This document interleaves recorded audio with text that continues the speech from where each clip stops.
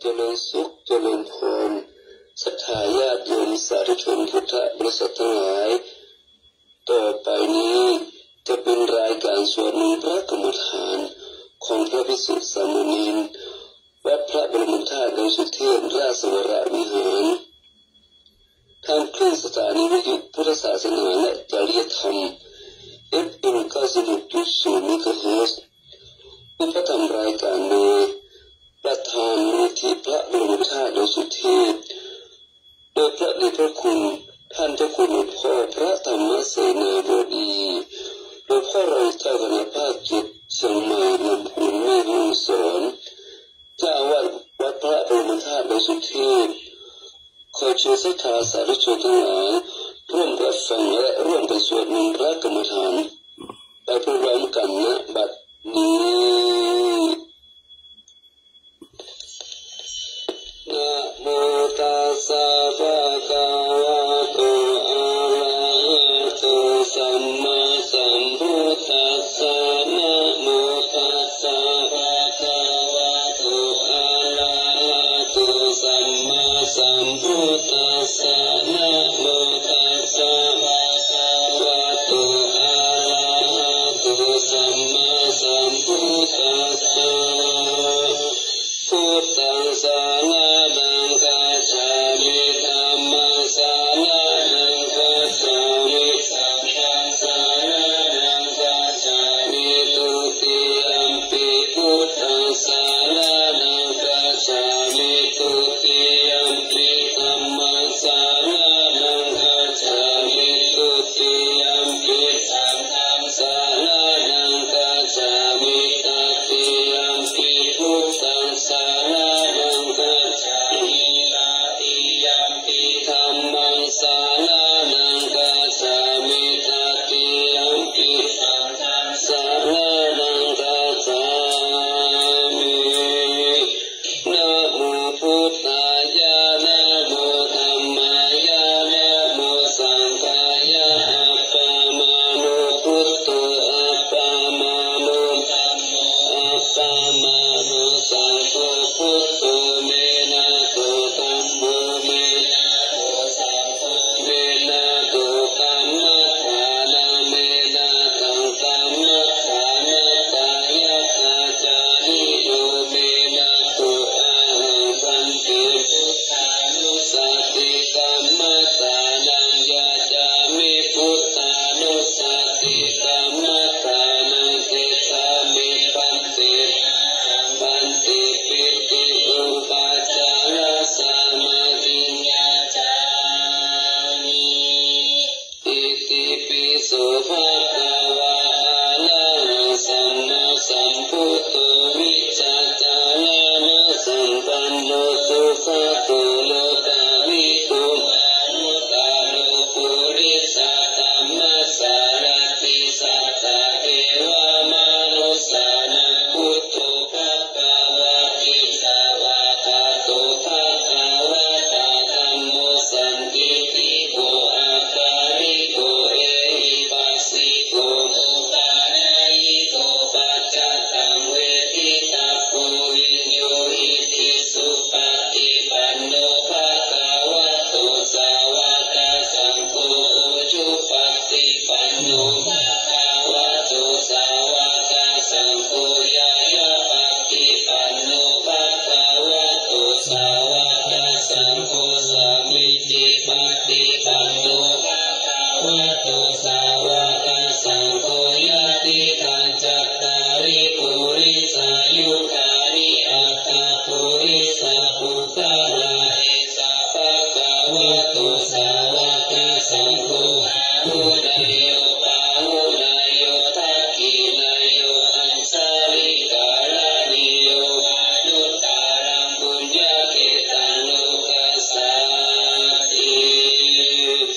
สัพพะปะปัสสะอาการะนังกุศลสุขสัมปทัสสะจิตตาปาริโยทาปานังเอตังพุทธานัสสะทานังวันติ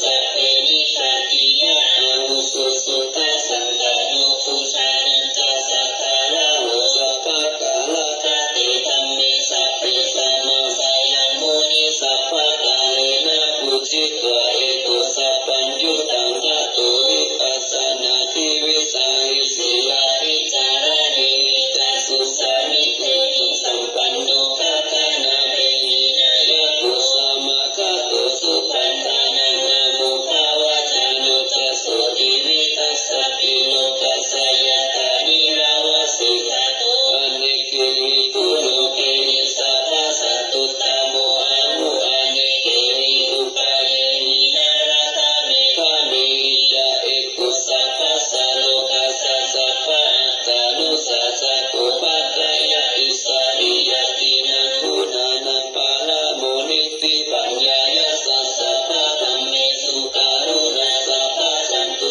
สุอัตตานะภะละตานะสัพพิตาคุณะเจติตายายะปะละมิจิตวะปัญญายะตานะมุตตาริอุตตาริสัพพะธัมเมสุตายายันเตจาอุตตาริทิสัมมานุปิตาวะสารุปะกายโยอาจินตายโยอาสารณายายันเตธัมมะกายตัทธาวะตติพุทธานุสติภาวะนาโยโคอนันทภิกขุวะภิกขุณีวะอุปัสสะโกวะอุปัสสิกาวะธัมมานุธัมมะปฏิปันโนมานุธัมมจาริสุทัตตะทัตตะสักกะโลติการุการุติมานิติปุเชติปารามายะปุชายะปฏิปฏิปุชายะตัสสะนาทินานันทะเอวันนิมุสิกิตาคันติโยโคอานันทามายะธัมโมจาวินาโยจัตติสิโตสัญญาสุโสเวมะมัจจายนะสัทธานันทะตานิโอปิกาเวอามันตายามิโอปิกาเวอุตตายาวายะธัมมาสังขาราปะมาเทนะสัมปะเทภาติสัตติมาสัตติวิมานานังอนุปัญชิตวะสัพพะพุทธานังอนุปัญชิตวะสัพพะธัมมานังอนุปัญชิตวะสัพพะสังฆานังอนุปัญชิตวะจิตตังมุนิตังวาระตังสุมุตตังอามิตาธัมมังสุตินะตุปัฏฐานานานามิวิรังวาระตังสะนานังนิโสกาโลโกนิพพาโยภาเวยังสัทธารังสัทธารังอันตุวินิธามายาวันตามาวันตามามานะปัสสะเนระตานะทายโยมานะเสนะสัญญามาสัญญามายุสายุสาโหติมายาปีนะมุนิตาสุมิเกตุสายันจิโนโมวินทัพพุทธานังโมหังยันตะโพธิสิปัญจจังสานังสัมมาลังสิปิโสสัมปะเรตุมังจิโนพุทโธพุทธาติสัจจานิพุทโธสัพพัญญุตังปัตโตพุทโธสัตเตปะโพเตปิพุทธังวันทาวันทามิสิลาสาพุทธังคัจฉามิสารนังปัตโตทัสสะยุติโกอัปปาตสิติลาวายุโสนามังสุสุปิตุปุเรราวิกิตุสิตุเวนะโหติกาโภคาโตโลกาวาเรนะเตปุ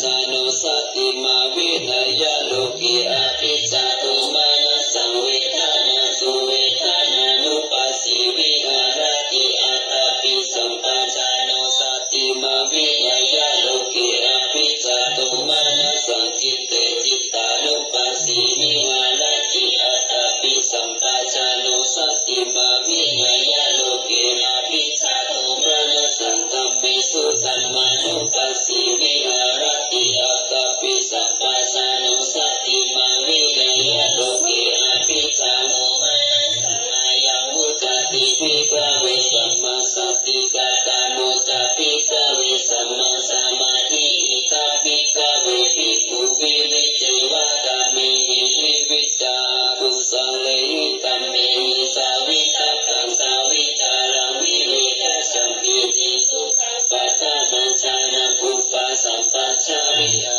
รติวิตตาวิจารานังอุปสัมมาสัตตังสังกัสสะทานังจิตตสุเอตุทิภาวะอวิตัพกังอวิจารัสสะนะกิจจันติติสุขังมุติยาจานะอุปสัมปัชชาวิหารติปิติยาจาวิราคาอุเปกขาโคจาวิหารติสัตตุจัสสัมปัชชาโนสุขันจักกายนะปฏิ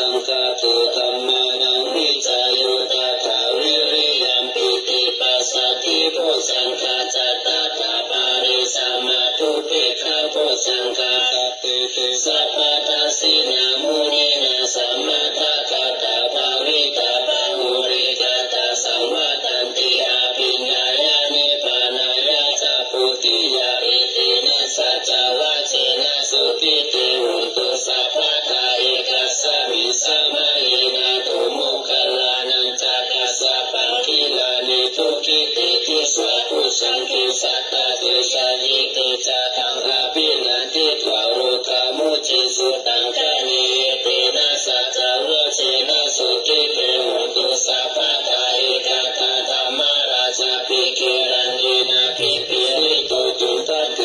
นะตัญเยวะปานาเปตวานัสสะทารังสมุเทตวะจาอาปาทาตัมหะวุฒาสิทานะโสเอเตนะสัจจวะเชนะสุติเตหุตุสัพพะทาปะหินาเตจาอาปาทาเตนะนัมปิมะหิสินัมมะทะหะตะกิเลสาวะปัตตานุปติตัมมันตังอิตินะสัจจวะเชนะสุติเตหุตุสัพพะทาโพสังฆปาริตังนิทิตั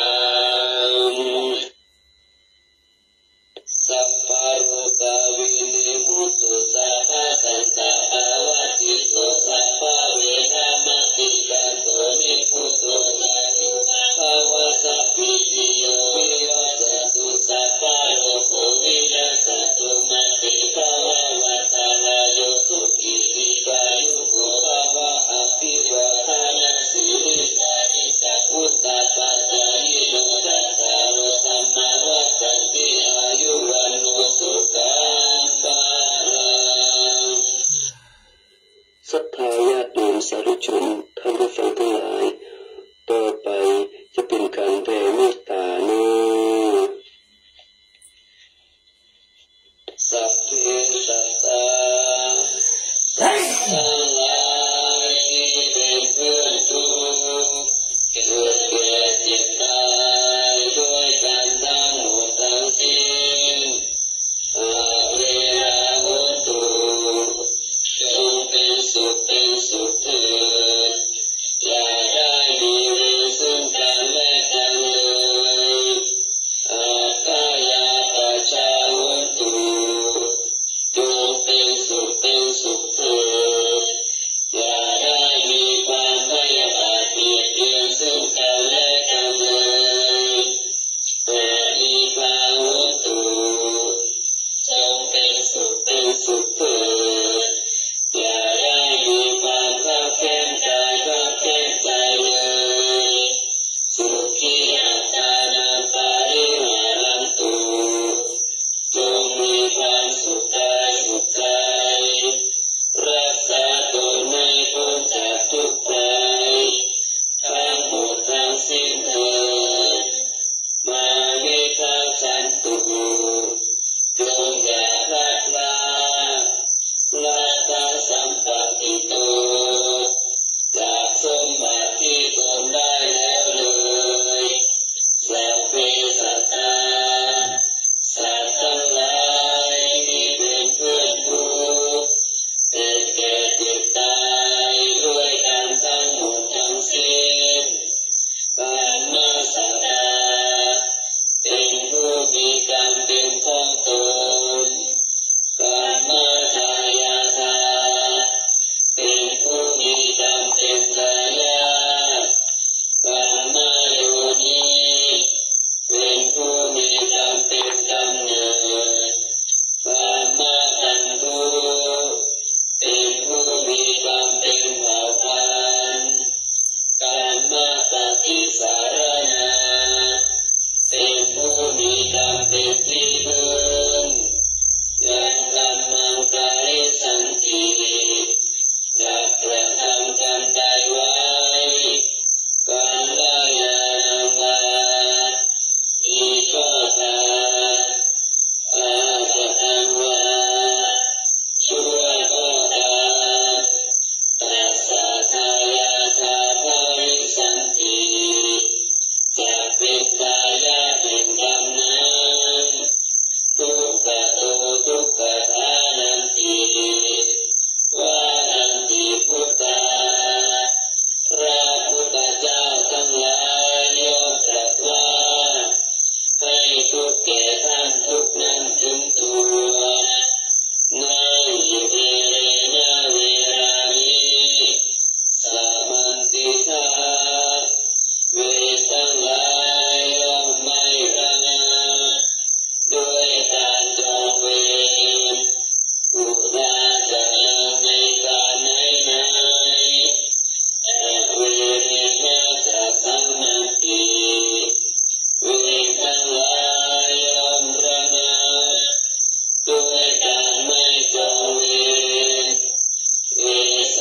มโม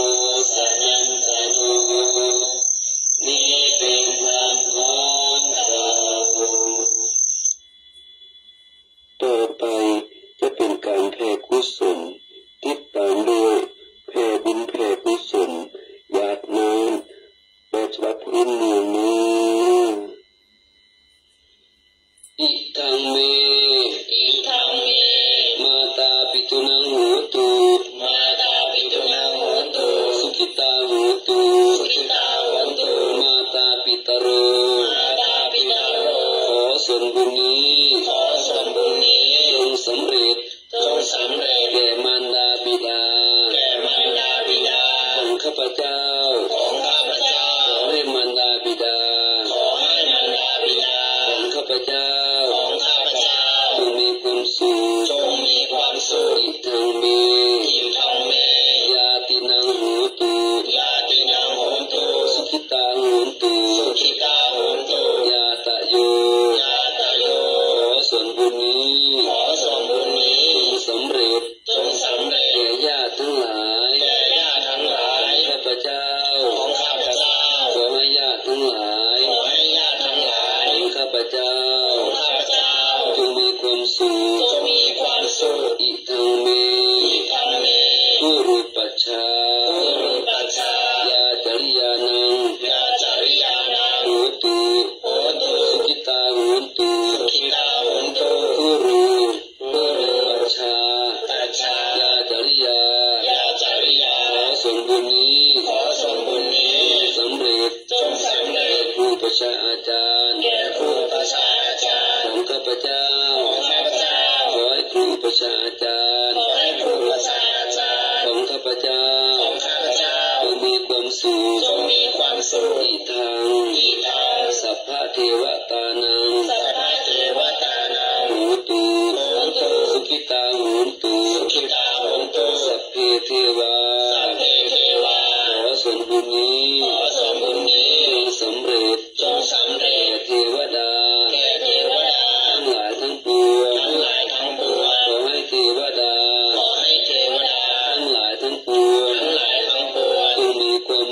จงมีความสุขอิทังสัพพะเปตานังโหตุสุขิตาโหตุสัพเพเปตาขอส่วนบุญนี้สำเร็จแก่เปรตทั้งหลายทั้งปวงขอให้เปรตทั้งหลายทั้งปวงจงมีความสุขอิทังสัพพะเวรีนังโหตุสุขิตาโหตุสัพเพเวรีขอส่วนบุญนี้จงสำเร็จแก่เจ้ากรรมนายเวร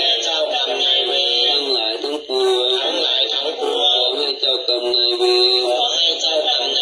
ทั้งหลายทั้งปวงจงมีความสุขอิทังสัพพะสัตตานังโหตุสุขิตาโหตุสัพเพสัตตาขอส่วนบุญนี้จงสำเร็จแก่สัตว์ทั้งหลายทั้งปวงขอให้สัตว์ทั้งหลายทั้งปวงจงมีความสุขทั่วหน้ากันเถิดยังกินจิกุสาลังกัตตาปังกามาสัพเพหิกาเตหิกาตังปุญญังโนอนุโมทันตุสุนันตุโหตุเยเทว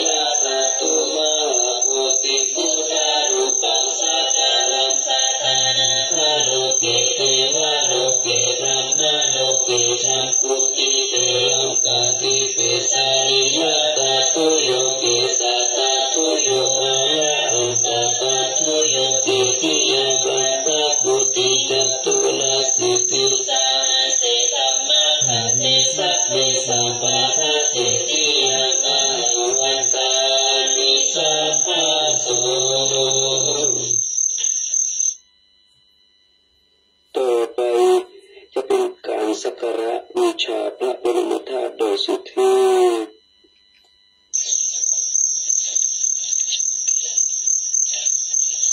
นะโมตัสสะภะคะวะโตอะระหะโตสัมมาสัมพุทธัสสะนะ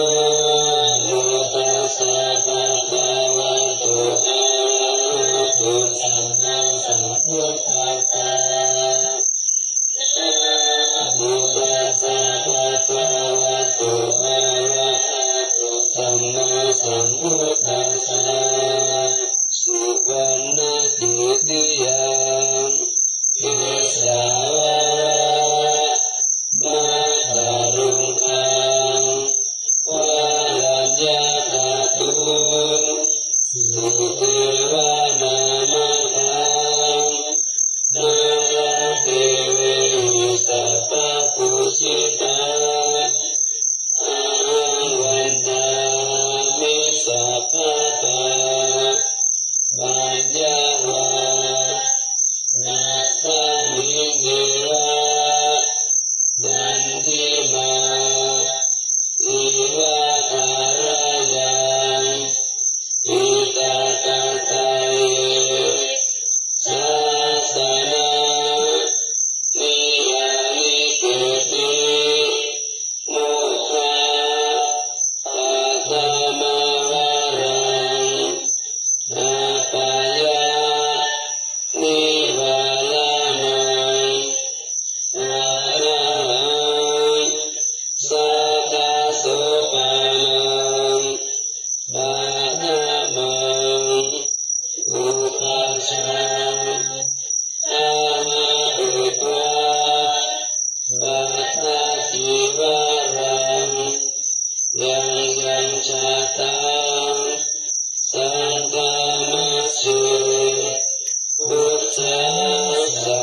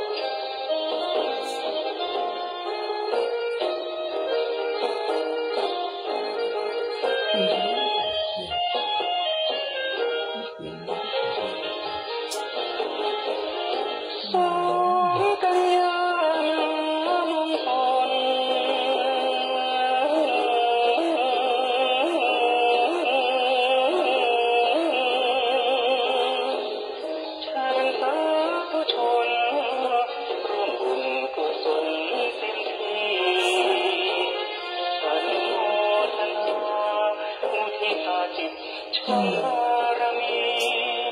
ร่วมสร้างคุณงามความดีอวยพรท่านมีอายุยืนนานพระธาตุสีทองปกป้องคุ้มครองของข้ามั่นในศรัทธาคำสอนพระโพธิญา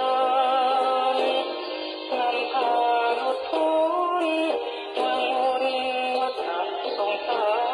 รด้วยธรรมจากองค์สงฆ์วัดโดยสุดที่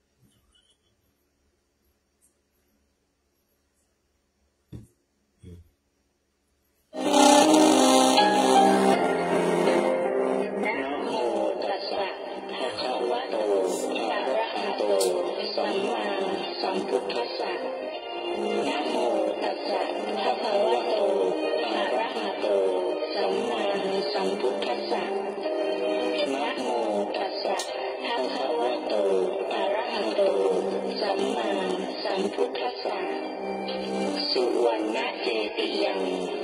เกสาวระนัทรุหังวรัญญธาตุง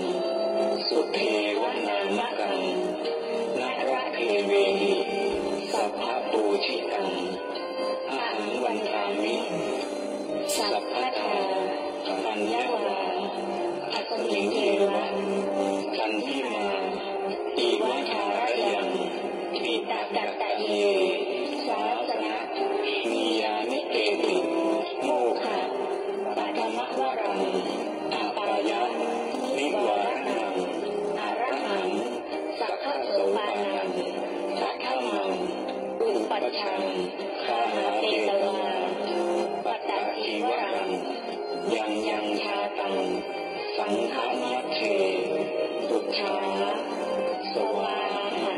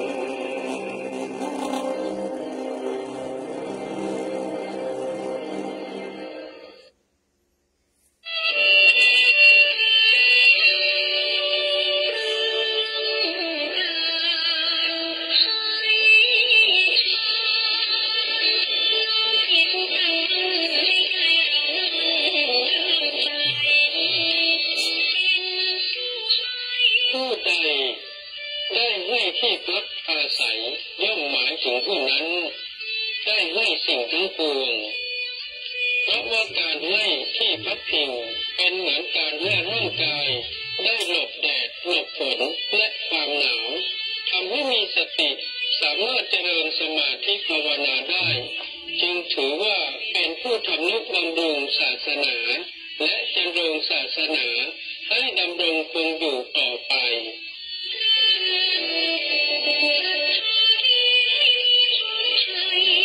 ขอเชิญชวนญาติธรรมฟังสบายสไตล์วุฒิชาติทุกคนทุกท่านได้ร่วมกุศลในการน้อมถวายกฐินสามัคคีณวัดทุ่งสารพีหมู่ที่ 9ตำบลแม่ลาน้อยอำเภอแม่ลาน้อยจังหวัดแม่ฮ่องสอนในวันเสาร์ที่ 1 พฤศจิกายน 2568 เพื่อสมทบทุนในการก่อสร้างกุฏิสงฆ์ถวายณวัดทุ่งสารพี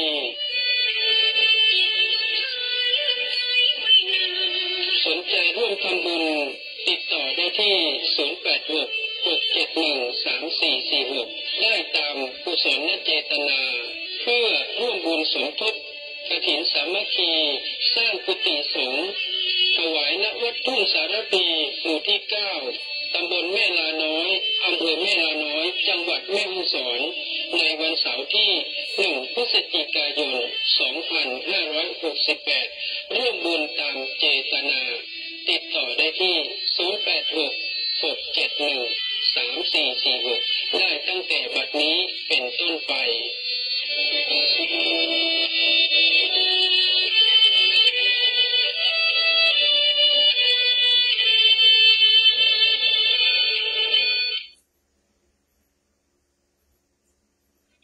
เทวปุตเทวดาเจ้ากรรมนายเป็นก็เกิดไม่เกิดและสรรพสัตว์ญาติพี่น้องทั้งหลายที่ได้ล้มหายตายจากขอเชิญร่วมทำบุญตาลป่วยสลากประเพณี12 เป็งประจำปี 2568 ณ วัดพระธาตุดอยสุเทพในวันอาทิตย์ที่ 7 กันยายน 2568 นี้เริ่มตั้งแต่เวลา 10 นาฬิกาเป็นต้นไป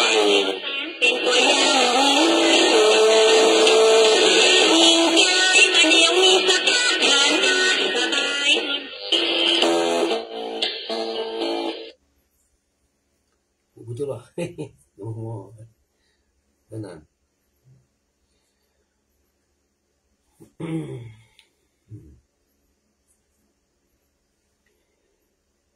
สิ่งในโลกบ่มีไผเป็นเจ้าของเฮาจงมองตามเป็นจริงอย่าสงสัยคนหรือสัตว์แค่ธาตุดินน้ำลมไฟที่อาศัยอยู่ในรูปนี้ก็คือวิญญาณก่อนมาเกิดบ่ฮู้เลยมาจากไหนเมื่อตายไปห่วงอะไรน่าสงสารสอนตนเองให้รู้เท่าทันเหตุการณ์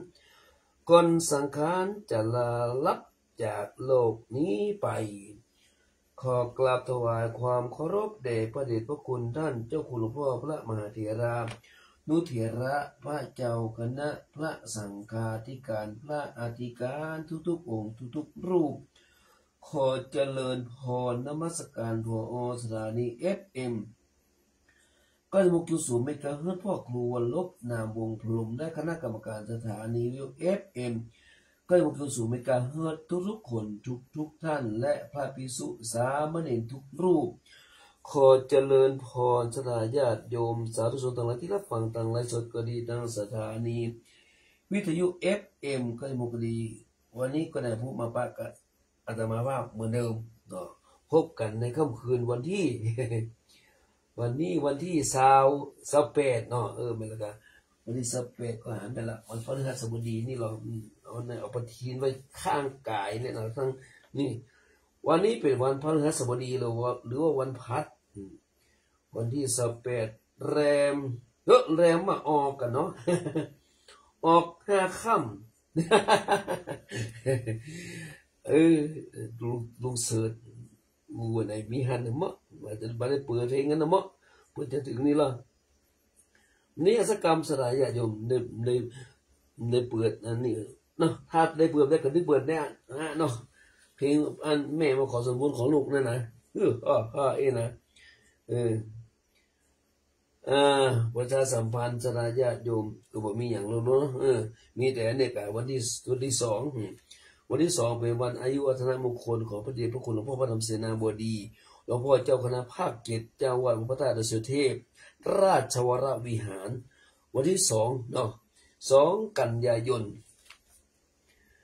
แล้ววันที่7ก็เป็นวัน12 เพ็งเดี๋ยวจะมาว่าตะกี้จะเปิดเพลงก็ไม่เปิดตำเดียวนะ12 เพ็งไม่ให้เปิดก็เดี๋ยวผมไม่ได้ยินก็เดี๋ยวเราเนาะบ่มีเลยแต่เกิดพี่นาก็ไม่ได้เปิดพี่นาเปิดซอบุกันถ้าพี่นาฟังเด้อบุกฟังกินน้ำหัวของที่พี่เด้อเดี๋ยวคืนเนี้ยจบรายการปุ๊บจะจัดการเลยเสิร์ชหาแน่นอนนะวันที่7เป็นวันอาทิตย์เป็นวัน12 เพ็งตาลสลากกพัดวัดพระธาตุดอยสุเทพสลาญาติโยมมาร่วมกันเด้อมีกุยสลากติดเนื้อติดตัวมาสักคนละกัน2 กันก็ได้เนาะแต่หมู่บ้านดอยสุเทพก็ถึงมีมาอยู่แล้วเนาะเหมือนมาตาลตอนเจ้าบางคนประกาศตาลตอนเจ้าบางคนประกาศตาลแล้วก็รวดเอากันตัวเนาะอย่างน้องนานเพิ่นดูเพิ่นได้แฟนรายการเพิ่นได้หลายเด้อ20 ปลายละกันทีนี้วันนั้น20วันนี้ได้เห็นจะหลายกันเนาะกันสลากโจกแถมก็เฮาไปได้สักเตื้อผมได้สักกันเดินน้องนานตั้งสลากโจกนั้นเพื่อใช้คนกัน 2,000 3,000พวกนั้นบ่ได้กับของวัดได้300สลายญาติโยมเนาะวันนั้นก็หลายเขาละกันเลยบ่15แล้ววันนี้ก็นักมากันนำจะน้อยๆนะวันนี้วันพัดนี่19จบนี่สลายญาติโยมเนาะสวดกับหลวงตามาคือเราสวดกับน้องกิริวเนาะวันนี้สวดกับหลวงตามาผู้นี้กับน้องกิริวต่อแหมเนาะก็ใกล้จะโค้งสุดท้ายแล้วนี่ฮะใกล้สู่โค้งสุดท้ายแล้วผู้นี้19เนาะวันนี้ไปได้อย่างสักอย่างนี่ขอสิให้หมอสั่งงดน้ำงดอาหารนะครับเด้อวันพรุ่งนี้ไปเจาะเลือดตรวจหลายสิ่งหลายอย่างอยู่ตรวจประจำ4 เดือนตรวจเตื้อปีนึงตรวจ4 เตื้อเปิดนัดวันที่8 สิงหาอาตมาก็ลืมว่าเนื้อเป็นวันที่เดือนกันยายนพอดีเข้าไปหาหมอวันนั้นน่ะติงูครบเนี่ยนะเปิ่นมาแจ้งว่าท่านลืมไปนี่ลืมหมอเปิ่นนัดวันที่8 สิงหาท่านมาสกรรมกะเปิ่นเลยนัดทำไมนัดพรุ่งนี้มาพรุ่งนี้ห้ามลืมเนื้อหมอเปิ่นนัดไว้มาเจาะเลือดตรวจหาไขมันในเส้นเลือดก็เป็นเบาหวานก็เป็นหลายสิ่งหลายอย่างอยู่เนาะพวกนี้ไปแน่นอนบ่ลืมละต่อไปจะได้เข้ารายการเนาะกราบพระกราบสติปัฏฐานสวดมหาจักรพรรดิกับหลวงตามากับหลวงตาเสยช่วยกันหลวงตามาจะสวดมหาจักรพรรดิหลวงตาเสยจะสวดคาถาเงินล้านเนาะอัญชลีวันทาอภิวาทอัญชลีวันทาอภิวาทอัญชลีวันทาอภิวาทอัญชลีวันทาอัญชลีต่อไปเป็นกราบสติปัฏฐานเอามือไว้หน้าขานั่งหนอน้อมจิตมาที่มือขวาพลิกหนอขึ้นหนอถูกหนอมือซ้ายพลิกหนอขึ้นหนอถูกหนอขึ้นหนอถูกหนอขึ้นหนอถ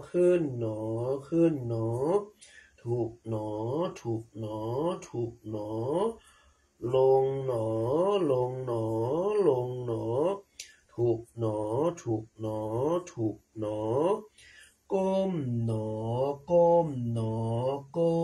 อมือขวาลงหนอ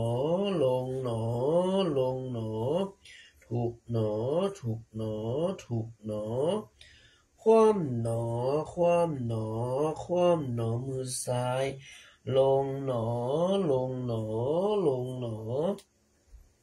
ถูกหนอถูกหนอถูกหนอคว่ำหนอคว่ำหนอคว่ำหนอก้มหนอก้มหนอ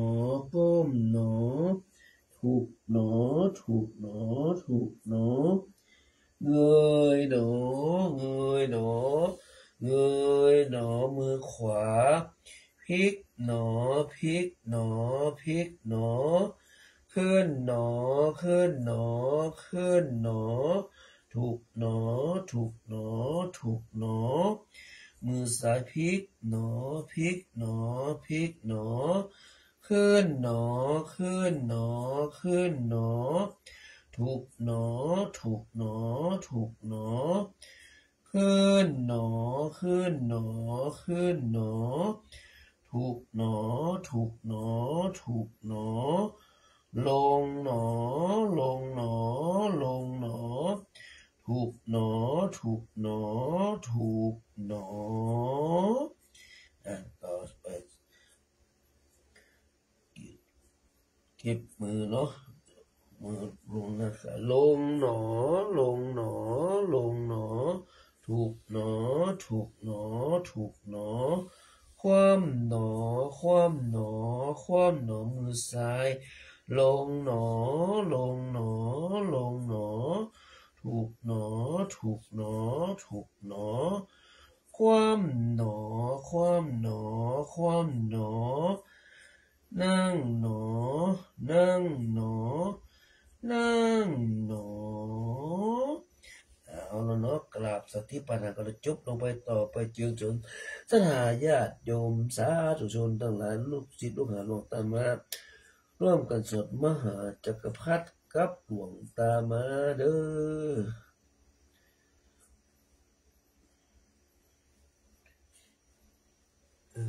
ตั้งให้อธิษฐาน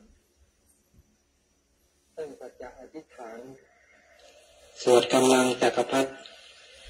เพื่อโน้มนำกระแสนี้ไปทั้ง3 แดนโลกธาตุข้าพเจ้าทั้งหลายทั้งหมดทั้งมวลขอราธนาบารมีกำลังสมเด็จองค์ปฐมถึงองค์ปัจจุบันบรมมหาจักรพรรดิทุกๆพระองค์บารมีรวมพระปัจเจกพระโพธิสัตว์พระธรรมและพระอริยสงฆ์ตั้งแต่อดีตปัจจุบันในอนาคตบารมีรวมหนึ่งประดุจปมะปัญโยเป็นที่สุดขอบารมีรวมทั้งหมดทั้งมวลบริเวณรูปลักษณ์ที่ข้าพเจ้าทั้งหลายได้สร้างขึ้นจะเป็นรูปลักษณ์พุทธธรรมสังฆะก็ตามรูปลักษณ์ของปู่ดูของปู่ทวดก็ตามจักรพรรดิก็ตามขอบารมีรวมทั้งหมดทั้งมวลแผ่ไปทั้ง3 แดนโลกธาตุขอเชิญเทพบุตรชั้นพรหม20 ชั้นเทพพรหมทุกชั้นทุกภพทุกภูมิสวดกำลังจักรพรรดิพร้อมกันเพื่อเพิ่มกำลังพุทธังชีวิตังเมอุเชมิธัมมังชีวิตังเมอุเชมิสังฆังชีวิตังเมอุเชมิพุทธังวันทามิธัมมังวันทามิ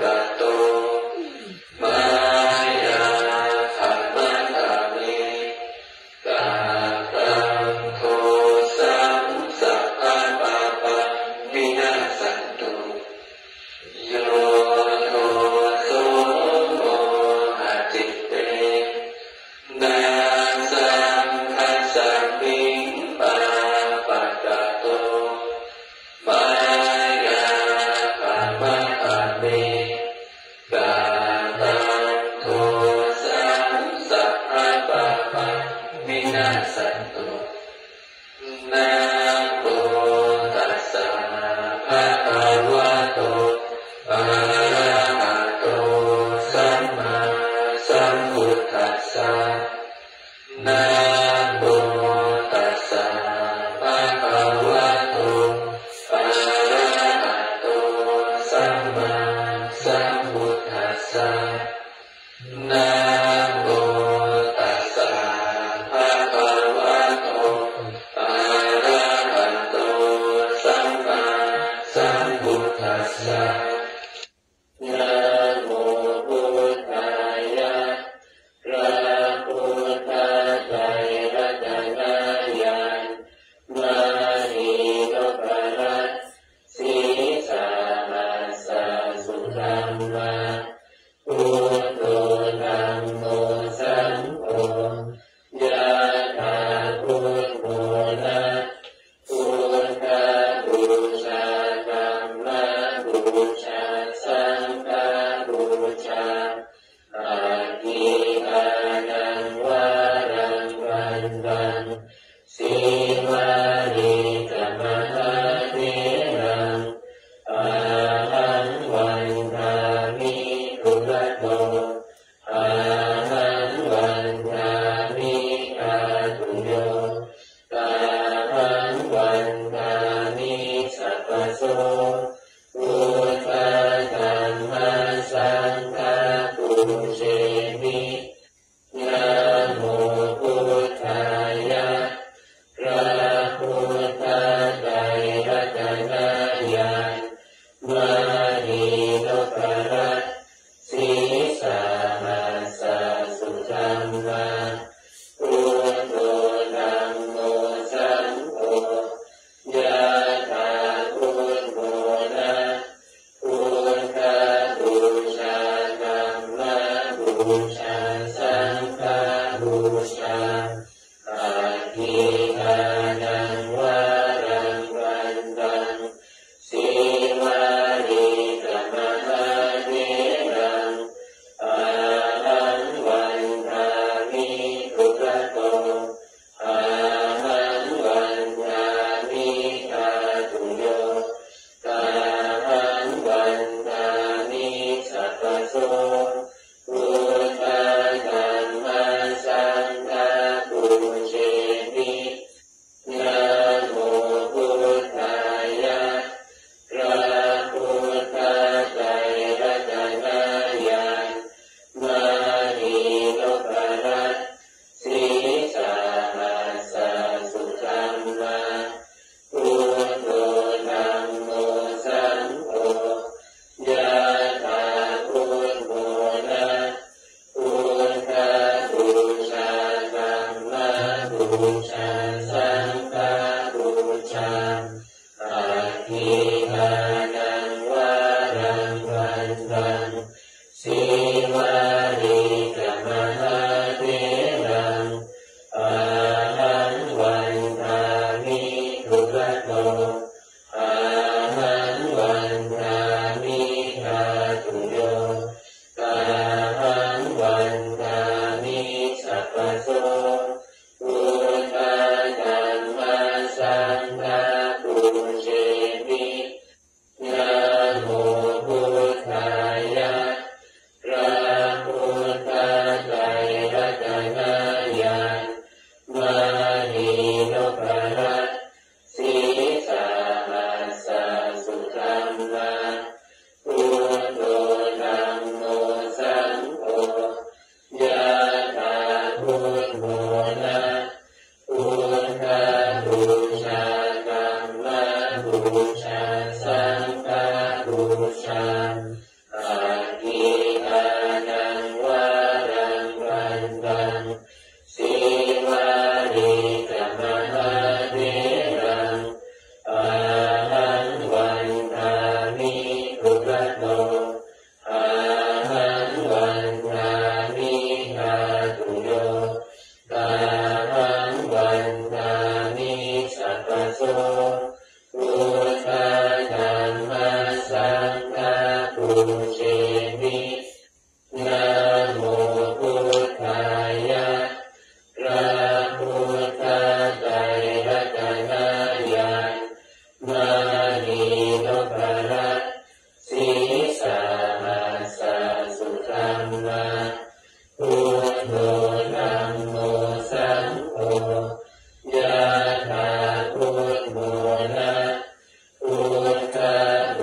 ชาธัมมบูชาสังฆบูชาอาทิทานังวารังวันตังสีวาริกมหาเถรังอาหังวันทามิทุระโตอาหังวันทามิอาตุโยกาหังวันทามิสัพพโสพุทธังธัมมังสังฆังปูเชมินะโมพุทธายะพระพุทธไตรรัตนญาณมหินพรัตน์สีสหัสสุธัมมาพุทโธธัมโมสังโฆยะถาพุทโธนะพุทธบูชาธัมมบูชาสังฆบูชาอาทิทานังวารังวันตังสีวาริกมหาเถรังอาหังวันทามิทุระโตอาหังวันทามิอาตุโยกาหังวันทามิสัพพโสพุทธังธัมมังสังฆังปูเชมินะโมพุทธายะพระพุทธไตรรัตนญาณมหินพรัตน์สีสหัสสุธัมมาพุทโธธัมโมสังโฆยะถาพุทโธนะพุทธบูชาธัมมบูชาสังฆบูชาอาทิทานังวารังวันตังสีวาริกมหาเถรังอาหังวันทามิทุระโตอาหังวันทามิอาตุโยกาหังวันทามิสัพพโสพุทธังธัมมังสังฆังปูเชมินะโมพุทธายะพระพุทธไตรรัตนญาณมหินพรัตน์สีสหัสสุธัมมาพุทโธธัมโมสังโฆยะถาพุทโธนะพุทธบูชาธัมมบูชาสังฆบูชาอาทิทานังวารังวันตังสีวาริกมหาเถรังอาหังวันทามิทุระโตอาหังวันทามิอาตุโยกาหังวันทามิสัพพโสพุทธังธัมมังสังฆังปูเชมินะโมพุทธายะพระพุทธไตรรัตนญาณมหินพรัตน์สีสหัสสุธัมมาพุทโธธัมโมสังโฆยะถาพุทโธนะพุทธบูชาธัมมบูชาสังฆบูชาอาทิทานังวารังวันตังสีวาริกมหาเถรังอาหังวันทามิทุระโตอาหังวันทามิอาตุโยกาหังวันทามิสัพพโสพุทธังธัมมังสังฆังปูเชมินะโมพุทธายะพระพุทธ ไตรรัตนะญาณมานีนพรัตน์ศีสาหัสสะสุธัมมาพุทโธธัมโมสังโฆยะถาพุทโธนะพุทธบูชาธัมมบูชาสังฆบูชาอาทิอานังวารังวันตังสีวารีกัมมหาเถรังอาหังวันทามิทุกโตอาหังวันทามิทาตุโยตาหังวันทามิสัพพโสพุทธธัมมัสสังฆะปุเชมินะโมพุทธายะพระพุทธไตรรัตนะญาณมานีนพรัตน์ศีสาหัสสะสุธัมมาพุทโธธัมโมสังโฆยะถาพุทโธนะพุทธบูชาธัมมบูชาสังฆบูชาอาทิอานังวารังวันตังสีวารีกัมมหาเถรังอาหังวันทามิทุกโตอาหังวันทามิทาตุโยตาหังวันทามิสัพพโสพุทธธัมมัสสังฆะปุเชมินะโมพุทธายะพระพุทธไตรรัตนะญาณมานีนพรัตน์ศีสาหัสสะสุธัมมาพุทโธธัมโมสังโฆ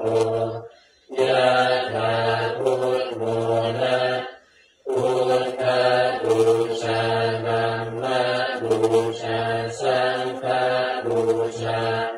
อาทิอานังวารังวันตังสีวารีกัมมหาเถรังอาหังวันทามิทุกโตอาหังวันทามิทาตุโยตาหังวันทามิสัพพโสพุทธธัมมัสสังฆะปุเชมินะโมพุทธายะพระพุทธไตรรัตนะญาณมานีนพรัตน์ศีสาหัสสะสุธัมมาพุทโธธัมโมสังโฆยะถาพุทโธนะพุทธบูชาธัมมบูชาสังฆบูชาอาทิอานังวารังวันตังสีวารีกัมมหาเถรังอาหังวันทามิทุกโตอาหังวันทามิทาตุโยตาหังวันทามิสัพพโสพุทธธัมมัสสังฆะปุเชมิ สัพเพพุทธาสัพเพธัมมาสัพเพสังฆาภลาปัตตาปัจเจกานันจะยังพลังอรหันตานันจะเตเชนะรักขังพันธามิสัพพโสสัพเพพุทธาสัพเพธัมมาสัพเพสังฆาภลาปัตตาปัจเจกานันจะยังพลังอรหันตานันจะเตเชนะรักขังพันธามิสัพพโสสัพเพพุทธาสัพเพธัมมาสัพเพสังฆาภ ลาปตาปเจกานันจะยังพลังอรหันตานันจะเตเจนะละกังพันธามิสัพพโสสัพเพพุทธาสัพเพธัมมาสัพเพสังฆาพลาปัตตาปเจกานันจะยังพลังอรหันตานันจะเตเจนะระกังบันธามิสัพพโสสัพเพพุทธาสัพเพธัมมาสัพเพสังฆาพลาปัตตาปเจกานันจะยังพลังอรหันตานันจะเตเชนะระกังพันธามิสัพพโสพุทธังอธิษฐามิธัมมังอธิษฐามิสังฆังอธิษฐามิละสถาญาติโยมอธิษฐานไว้ก่อนเนาะ อธิษฐานไว้ก่อนเพราะว่าวันนี้มันกำลังวันมันนัก19จบก่อนเนาะเอาสอนกับหลวงตามาไป13จบด้วยกันก็เหลือเท่าไหร่13ลบออกอย่าง6เนาะ19ลบออกอย่าง6เนาะ19จบส่วน13ก็เหลือ6จบรายการก็ส่วน6จบมาได้เนาะสาธุโยมเนาะอธิษฐานไว้ก่อนเด้ออธิษฐานแล้วก็จะได้ส่งกระถางเงินล้านด้วยกันเนาะเอาแต่ไหนเอาสัก3จบบ่เนาะ สัก3จบอธิษฐานก่อนอธิษฐานก่อนเดี๋ยวก็กัน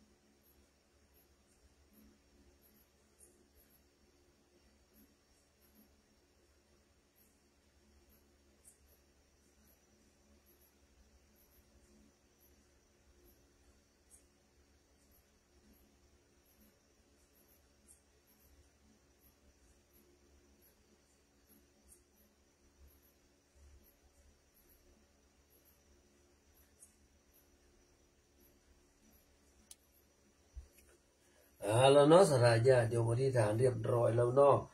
อธิษฐานเรียบร้อยต่อไปจะได้ส่งกระถางเงินล้านด้วยกันเนาะนะโมตัสสะภะคะวะโตอะระหะโตสัมมาสัมพุทธัสสะนะโมตัสสะ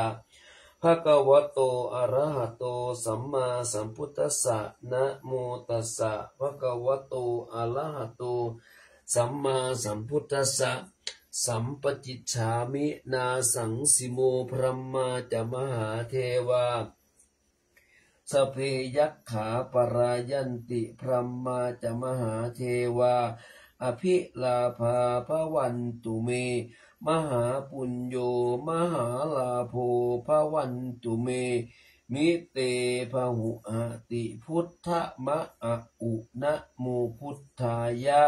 วิระทะโยวิระโคนายังวิระหิงสาวิระทาสีวิระทาสาวิระอิทิโยพุทธัสสะ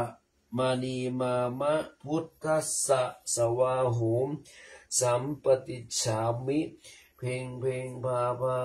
หารือ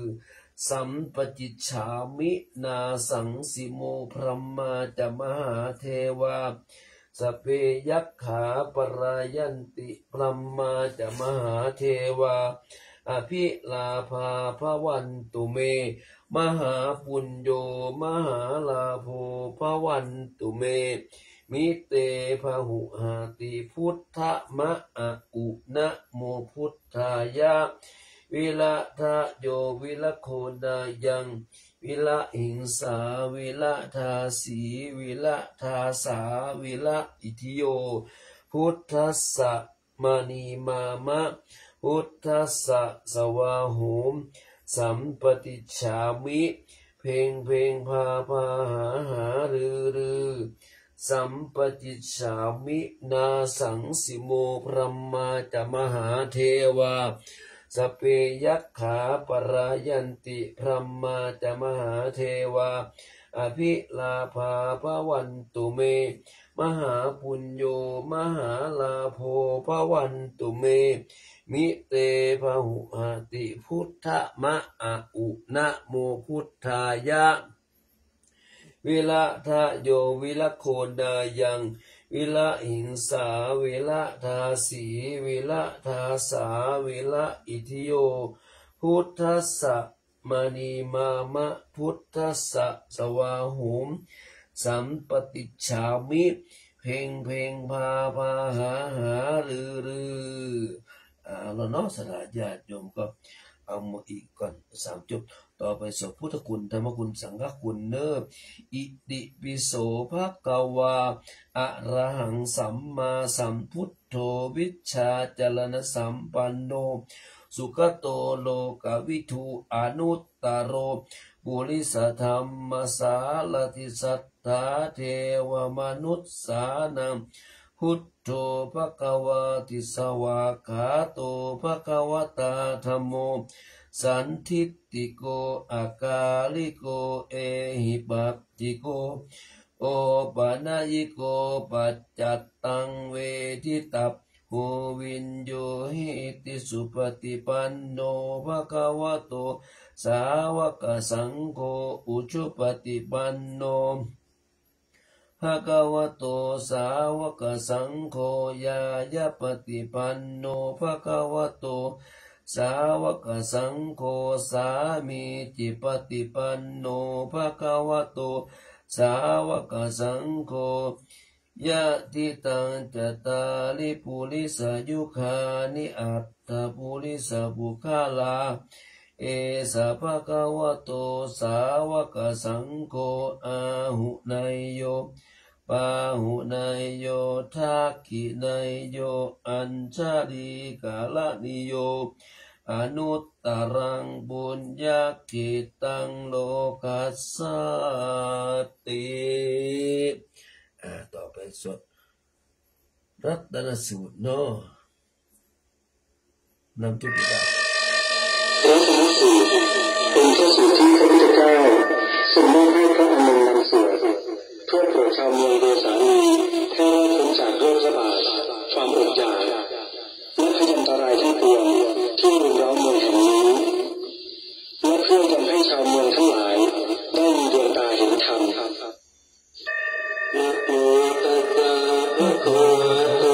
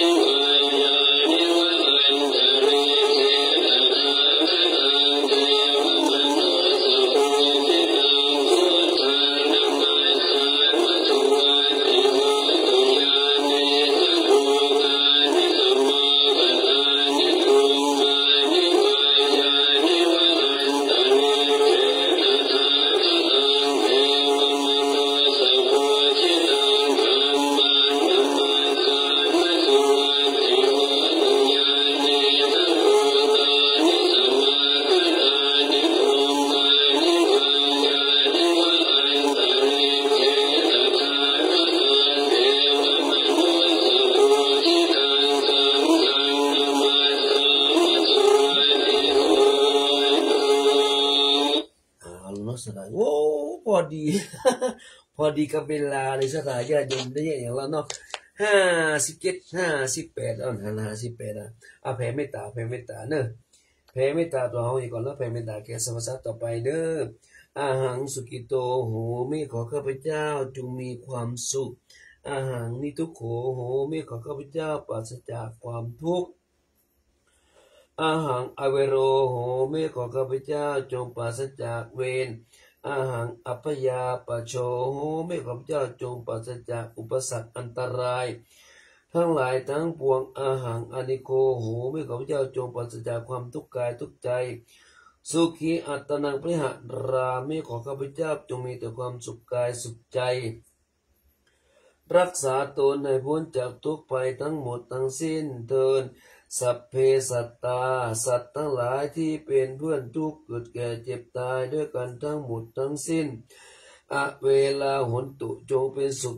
เถิดจะได้มีเวรซึ่งกันและกันเลยอัพยาปชาหนตุจงเป็นสุขเถิดจะได้เบียดเบียนซึ่งกันและกันเลยอนีคาหนตุจงเป็นสุขเถิดจะได้มีความทุกข์กายทุกข์ใจเลยสุขีอัตตนังปริหารันตุจงมีแต่ความสุขกายสุขใจรักษาตนให้พ้นจากทุกข์ไปทั้งหมดทั้งสิ้นเถิดข้าพเจ้าขอตั้งจิตอุทิศผลบุญกุศลนี้แผ่ไปให้ไพศาลถึงบิดามารดาครูอาจารย์ทั้งลูกหลานญาติมิตรสนิทกันคนเคยร่วมทำงานการทั้งหลายขอให้มีส่วนได้ในกุศลผลของฉันทั้งเจ้ากรรมนายเวรและเทวันขอทุกท่านได้กุศลผลนี้ด้วยเถิดสาธุสาธุสาธุอนุโมทามิขออนุโมทนาสาญาติโยมสาธุสุขทั้งหลายที่รับฟังทางไลฟ์สดก็ดีทางสถานี FM ก็ที่มุกติขอขอบคุณอนุโมทนาจงรับบันดีรับเป็นสุขตื่นเป็นสุขกายสุขใจสัพพะพุทธานุภาเวนะสัพพะธัมมานุภาเวนะสัพพะสังฆานุภาเวนะสัทธาสุติภวันตุเตจัตตารโรธรรมาวัตตันติอายุวันโนสุขังพลังมีโชคมีใจแคล้วคลาดปลอดภัยอันตรายทั้งหลายทั้งปวงอยู่เย็นเป็นสุขร่างกายสมุนแข็งแรงหิมากล้าขึ้นกล้าขายทำการทำงานอันใดขอการกุ่งรุ่งเรืองจงเจริญไปด้วยจัตุรพิธภัณฑ์ใจทั้งสี่ประการคือมีอายุวันนะสุขะปละปฏิบัติธรรมสารสมบัติขึ้นมาปรารถนาสิ่งหนึ่งประการใดขอสมความมุ่งมาปรารถนาสิ่งนั้นด้วยเทินขอเจริญพรรับดีฝันดีราตรีสวัสดิ์ทุกคนทุกท่านทุกตนทุกองค์เนอสาธุก็ได้จบลงไปนอนโมนาสาธุสดาญาโยมที่รับฟังธรรมกรรมฐานที่กำลังขึ้นวันนี้เนาะอนุโมทนากับอาจารย์มหาประสิทธิ์ประสาทที่โคที่ก็เสียจากนายสมเกียรติวิโนสราญาติโยมได้ฟังทางสถานี FM ก็จะมุกด้วยกันเนาะอนุโมทนาสาธุเนออนุโมทนาทางไลฟ์สดนี่ก่อนอนุโมทนามีใครพ้องวันนี้อุสเนหวานเกินโอ้บ่เซียวสอทอเปิดพี่น้องลำปางพวกนั้นนี่เซียวกันนะตอนคัดทหารม่วนไปม่วนบดเทศกาลญาติโยมเปิดปกป้องเขาไปอยู่เป็นตัวใหญ่โลเนาะนี่ก็ต้มเดียวไปพระกันไปดอนแก้วได้กับไปป้าเสพน่ะไปสอบเป็นสอทอเนาะเดี๋ยวหลายสมัย10 กว่าสมัยละก้านี่อย่างน้อยแล้วเป็นนายกเลยนะเนาะสอทอเนาะเสน่ห์วันเกินนะสาธุนี่ต่อขอรูปเนี่ยสาขนาดเลย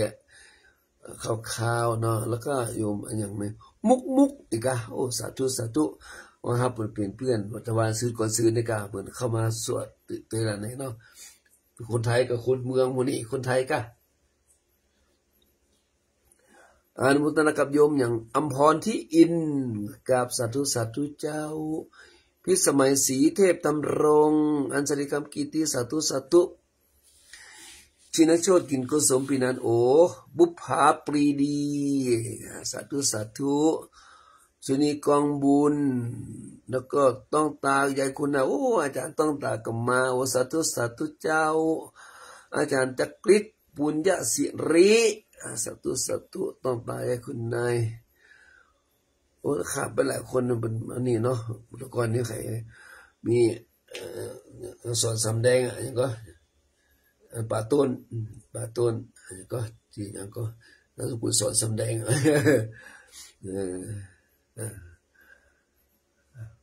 ถ้าเพิ่นว่างตื่นขึ้นมานี่เนาะ